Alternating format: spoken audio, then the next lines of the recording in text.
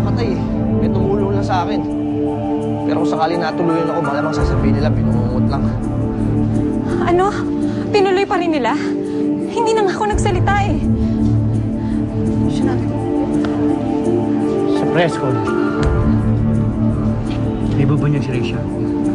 Kaya lang tinakot siya ng tauhan ni Mayor na may mangyayari daw siya masama para salita siya. Nagkataon lang yun. Nakapakan ko kasi yung earning. Kaya gumante. Yun, nadali tuloy siya. Anak, sa bahay ng San Felipe, walang pagkakataon. And speaking of chances, Rachel, yun ang huling pagkakataon natin para ibunyag ang katiwalian ni Mayor. Sa korte lang tayo lumaban.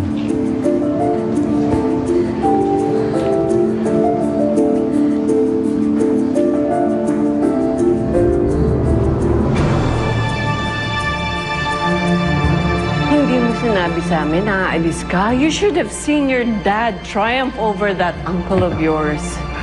Naramdam ko kasi aatakin ako eh. Ha? Kaya umuwi na ako kagad. Ano po, magpapahinga na ako, mami. Alright. Good night, son. Bakit? Sige na. Papahinga na po. Good night.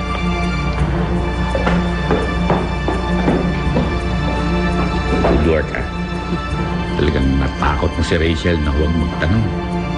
Mabuti na lang kamo at tama ang hinala ko na si Rachel ang gagawing planta ni Ricardo. As always, ano kaya gagawin ko kung wala ka sa buhay ko? Kung wala ako sa buhay mo, aba malamang lahat ng babae ng San Felipe nagalaw mo na. Pati na rin ang karatig na yun. Falcon. Ma'am. Tawagan mo na yung taong mo doon sa presinto. Sabihin mo, tuluyan na si Levy. Nagawa ko na, ma'am. Inaantay ko na lang ang tawag. Ay, salamat. Last, makakatulog ako maigi, Edmundo. Bukas na bukas, magpagawa ka ng bagong survey at mag-ikot ka na rin. Yes, darling. Sige.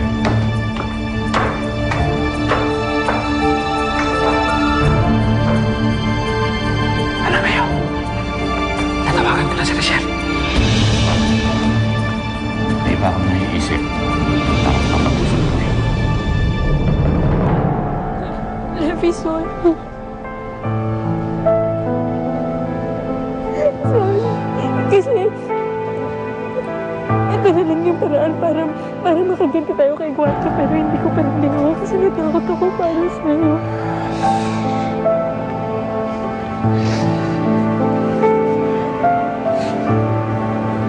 Huwag mo akong alalahanin. Magbubuhay ako dito.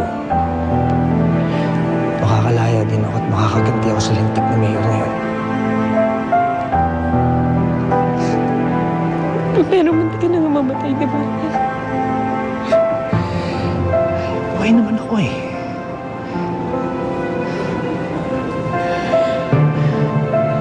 Tsaka may kakampi ako dito. Ikaw. Kapag may pagkakataon ka, kumanti ka. Kahit kurot. Kahit isang dura lang. Ipaghiganti mo yung kahayupang ginagawa niya sa atin.